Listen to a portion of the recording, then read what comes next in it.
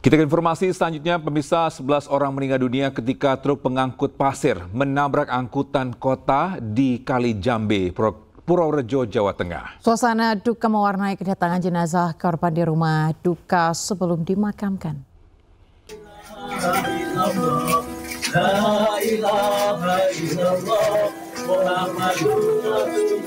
Suasana duka dan isak tangis mewarnai kedatangan salah satu korban tragedi kecelakaan di Purworejo bernama Isna Hayati, warga Kampung Mendut 1, Kecamatan Mungkit, Magelang. Salah satu keluarga korban pingsan lantaran tak kuasa menahan kesedihan.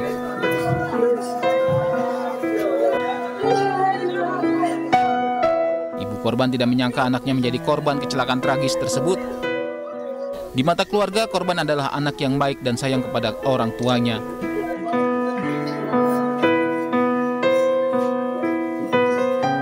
Orang hebat, orang yang paling hebat, pulang ngaji, kalau semua orang sayang, pandai sayangi, membantu saya sangat susah, sedih nggak ada anak saya.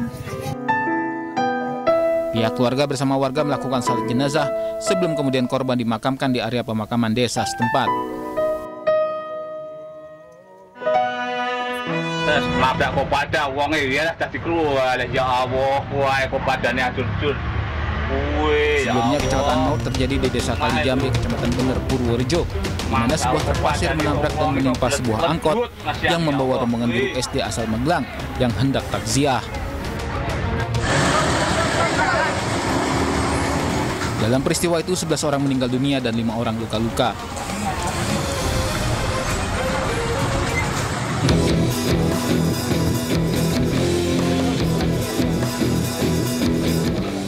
Truk tronton yang melaju di jalan menurun dari arah Magelang menuju Purworejo diduga alami remblong hingga hilang kendali dan menabrak angkot di depannya.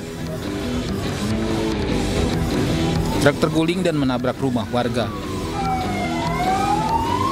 Dari arah Magelang menuju Purworejo, truk yang sementara diduga mengalami rem yang blok, kemudian menabrak kendaraan angkot yang berada di depannya. Arus lalu lintas di lokasi kejadian sempat macet saat polisi berupaya mengevakuasi truk yang ringsek. Polisi pun kini tengah selidiki penyebab pasti kecelakaan. Dari Purworejo, Jawa Tengah, Jo Hartoyo, iNews melaporkan. Ya, sementara itu pemirsa, polisi menggelar olah tempat kejadian perkara kecelakaan truk menabrak angkot rombongan guru yang menelan 11 korban jiwa di Purworejo, Jawa Tengah. Ya, hasilnya tidak ditemukan bekas rem di lokasi kejadian.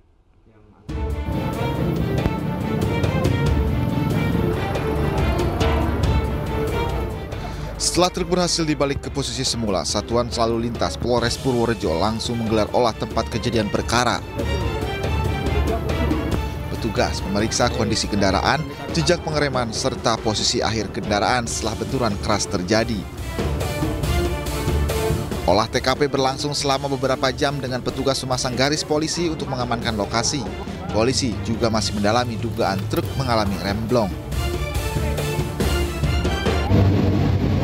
Pada saat itu oleng ya, dia menyalip, sebenarnya tidak boleh nyalip karena garis lurus menyalip. Kemudian ini apakah ini remnya blong atau tidak sempat ngerem, tapi itu akan kita dalami. Kalau melihat daripada TKP kita belum menemukan bekas rem ya. Jadi nanti akan kita dalami apakah dia kaget dia tidak ngerem atau memang remnya tidak berfungsi. Dari benturan tersebut sehingga menimpa daripada kendaraan yang ada di depan. Ya. Akibat kecelakaan, terjadi kemacetan kedua arah. Polisi melakukan pengaturan lalu lintas dengan sistem buka tutup untuk memperlancar arus kendaraan. Dari Purworejo, Jawa Tengah, Joe Hartoyo, iNews melaporkan. Ya, pasti kita turut berduka cita ya atas terjadinya kecelakaan ini. Kemarin juga sempat terjadi di Padang, Sumatera Barat, kemudian terjadi lagi keesokannya. Ini juga memberikan duka yang mendalam juga untuk keluarga korban yang ditinggalkan. Tapi yang pastinya ini juga harusnya ya menjadi pelajaran untuk kita semua, kemudian juga untuk para owner truk begitu ya, yang atau juga driver atau supir truk itu juga harus menjadi pelajaran bahwa untuk tidak lalai, kemudian juga dicek seperti apa kondisi dari kendaraannya, karena memang kecelakaan truk ini cukup banyak memakan korban begitu ya di seluruh wilayah di Indonesia.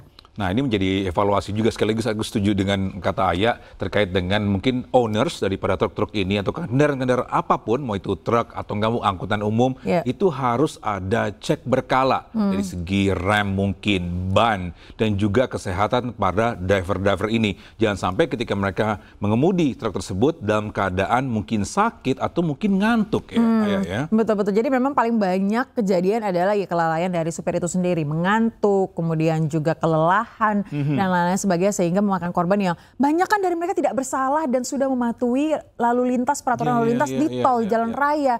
Kemudian mereka menjadi korban dari kelalaian truk dan juga supir truk itu. Tapi akibatnya kadang-kadang kita jadi serem nggak sih kalau kadang-kadang kalau kita ini bawa mobil ya, mungkin di tol, kadang-kadang kita ngeliat truk yang kadang-kadang mungkin kanan, kiri atau nggak sedikit oleng. Akhirnya kita pun juga takut. Benar. Kita akhirnya tuh mengambil kesempatan untuk mungkin kita menyelip truk tersebut atau mungkin jaga jarak. Jaga jarak. Dan ini juga berbicara dari pengalaman pribadi ya di ruas tol Jakarta Bekasi begitu ya. Yang mana kebanyakan truknya juga tidak mematuhi peraturan lalu lintas. Di mana mereka berada di jalur kanan dengan kecepatan yang kadang suka tinggi. Tuh kayak gitu-gitu tuh ya. Iya, nah ini yang paling penting juga evaluasi tadi ya, seperti yang kita katakan. Nah, kita juga ingin mengetahui seperti apa sih Togi dan juga pemirsa situasi dari atau pasca kejadian ini. Kita akan segera tergabung dengan jurnalis iNews Hartoyo, pemirsa di Rumah Sakit Islam Purworejo. Ya, selamat pagi Hartoyo. Ada berapa korban yang masih dirawat di Rumah Sakit Islam Purworejo? Ya, selamat pagi. Pemirsa, untuk laporan pagi hari ini bahwa di Rumah Sakit Islam Purworejo masih ada sekitar 4 orang yang intensif dirawat. Dari 6 korban yang luka-luka tersebut kini dirawat. 3 dari teman-teman korban yang dari yang menumpang angkutan umum, sementara 2 lainnya yakni pemilik rumah, 1 suaminya sudah boleh pulang karena lukanya bisa dirawat rawat jalan.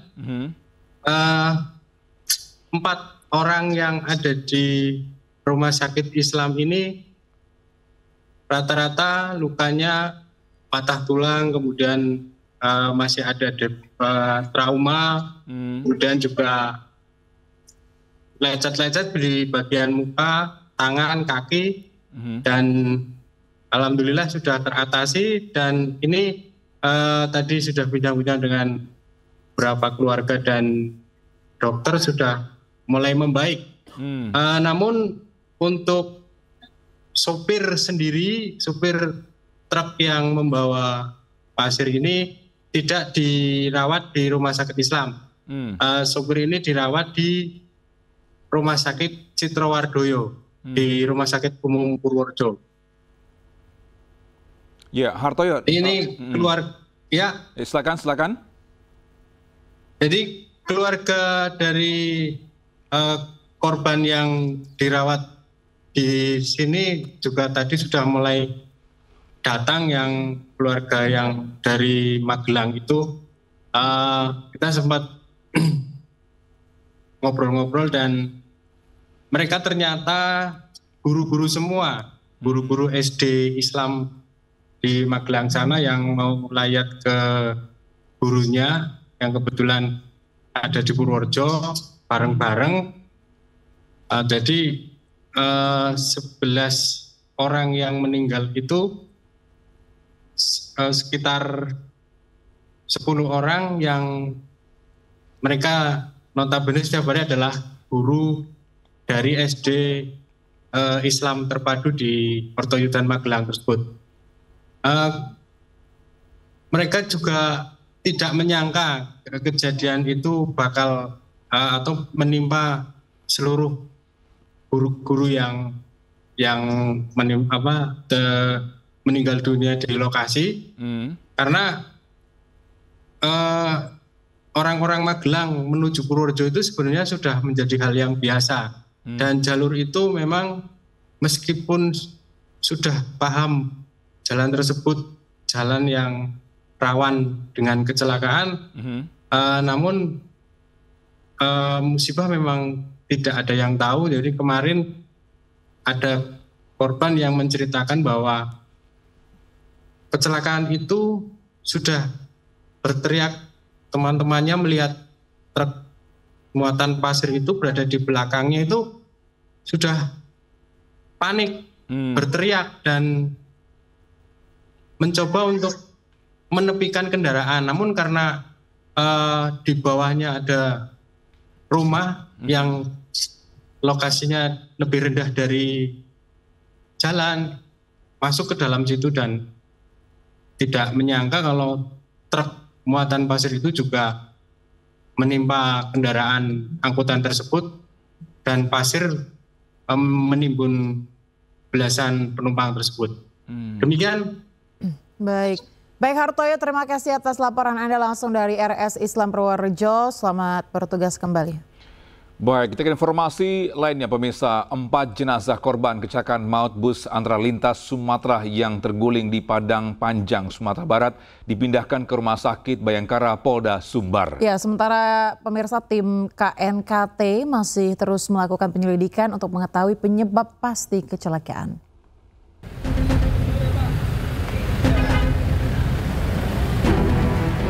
Empat jenazah korban kecelakaan bus antar lintas Sumatera di Padang Panjang, Sumatera Barat dipindah dari Rumah Sakit Umum Daerah Padang Panjang ke Rumah Sakit Bayangkara Polda Sumbar.